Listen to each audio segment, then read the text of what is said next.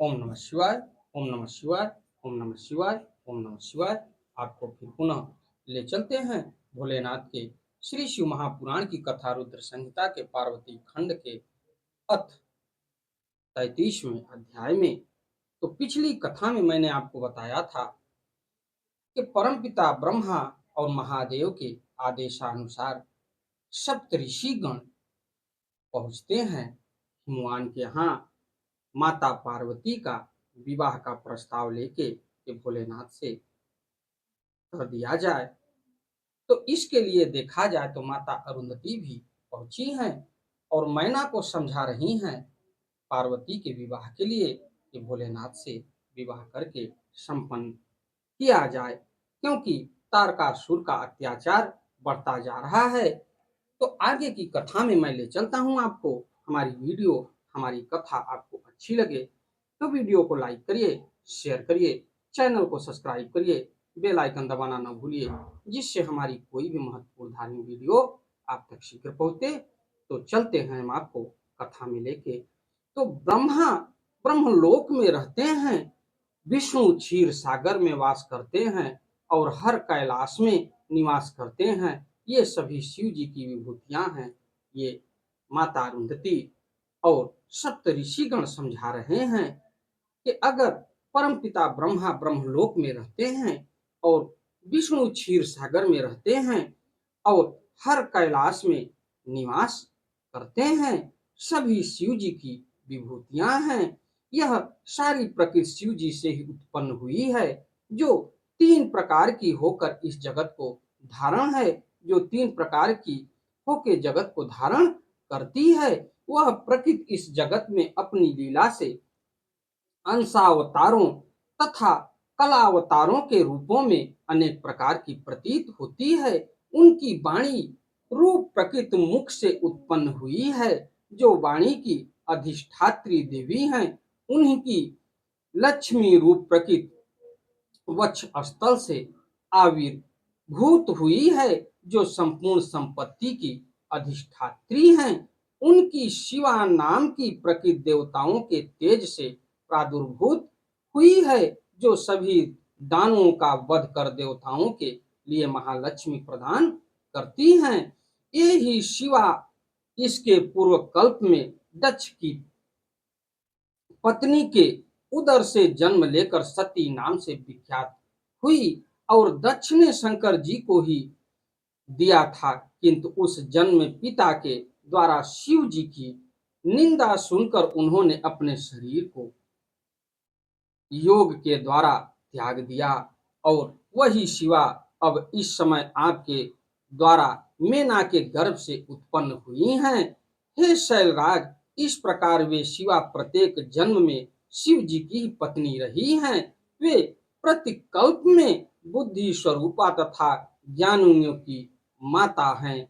वही सिद्धि और सिद्धिदात्री एवं सिद्धि रूपिणी रूप से सदा प्रादुर्भूत होती हैं। शिव जी सती की अस्थि तथा उनकी चिता की भस्म उनके प्रेम के कारण स्वयं धारण करते हैं। इसलिए आप अपनी इच्छा से इस कल्याणी कन्या को शंकर के निमित्त प्रदान कीजिए, अन्यथा आप नहीं देंगे तो भी वह स्वयं अपने पति के पास चली जाएगी।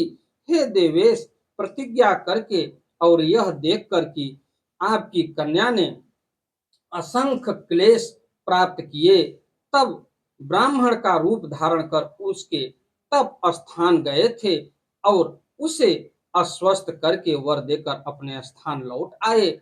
हे पर्वत, उसके प्रार्थना करने पर ही वे शिव जी आपसे शिवा को मांग रहे हैं। ये सप्त ऋषिगण समझा रहे हैं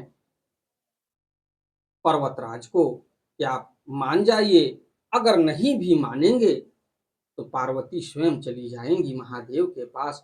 उस समय आप दोनों ने शिव भक्ति में निरत रहने के कारण उन्हें पार्वती को देना स्वीकार भी कर लिया, किंतु हे गिरीश्वर, अब आप दोनों की ऐसी विपरीत बुद्धि क्यों हो गई है, इसे बताइए। जब सदाशिव पार्वती की प्रार्थना है तुम्हारे पास आए थे और तुमने उसे अस्वीकार कर दिया, तब यहाँ से लौटकर उन्होंने हम ऋषियों को तथा अरुंधति को शीघ्र ही भेजा है आपके पास। इसलिए हम लोग आपको उपदेश देते हैं कि आप इस पार्वती को शीघ्रता से रुद्र को प्रदान कीजिए। हे शैल, ऐसा करने से आपको महान आनंद की प्राप्ति होगी। हे शैलेंद्र, यदि आप इस शिवा को शिव के लिए अपनी इच्छा से नहीं देंगे तो भी भवितव्यता के बल से यह विवाह अवश्य ही होगा। इसके बाद आगे सप्तऋषि गण कह रहे हैं कि वनम ददो शिवाय स तपन्ते तात शंकर न ही स्वर प्रतिज्ञातम विपरीताय कल्पते। तो हे तात, इन शंकर ने तप करती हुई इस शिवा को वरदान दिया है। ईश्वर की प्रतिज्ञा कभी निष्फल नहीं होती। जब ईश्वर के उपासक महात्माओं की प्रतिज्ञा कभी विफल नहीं होती तो फिर सारे संसार के अधिपति इन ईश्वर की प्रतिज्ञा की बात ही क्या।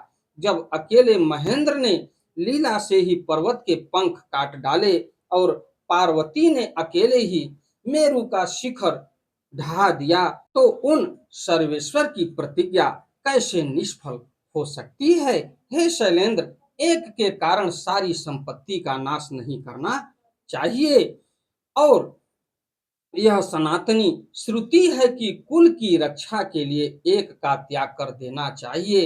हे शैलेश्वर, पूर्व काल में अरण्य नामक राजेश्वर ने अपनी कन्या ब्राह्मण को देकर उसके साप के भय से अपनी संपत्ति की रक्षा की थी। ब्राह्मण के साप से भयभीत हुई उस राजा को नीति शास्त्र के ज्ञात गुरुजनों ने एवं श्रेष्ठ बंधुओं ने समझाया था। हे शैलराज, इस प्रकार आप भी अपनी इस कन्या को शिव के निमित्त देकर समस्त बंधु वर्गों की रक्षा कीजिए तथा देवताओं को अपने वश में कीजिए। तो आगे परमपिता ब्रह्मा जी कह रहे हैं, इत्याकर्ण वशिष्ठस्य वचनम सप्रहस्य च प्रपच्छ निपवाताश्च हृदयेन विदूयता। तो वशिष्ठ के इस वचन को सुनकर कुछ हंस करके व्यथित हृदय से उन्होंने राजा अनरण्य का वृत्तांत पूछा।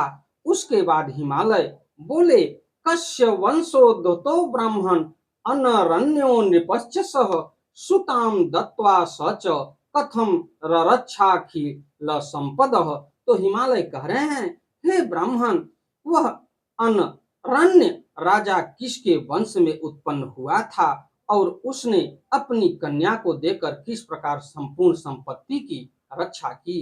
तो आगे परमपिता ब्रह्मा कह रहे हैं, इति श्रुत्वा वशिष्ठस्तु शैलवाक्यम प्रसन्नधिः प्रोवाच गिरियेश तस्मै निपवार्ताम सुखावहाम।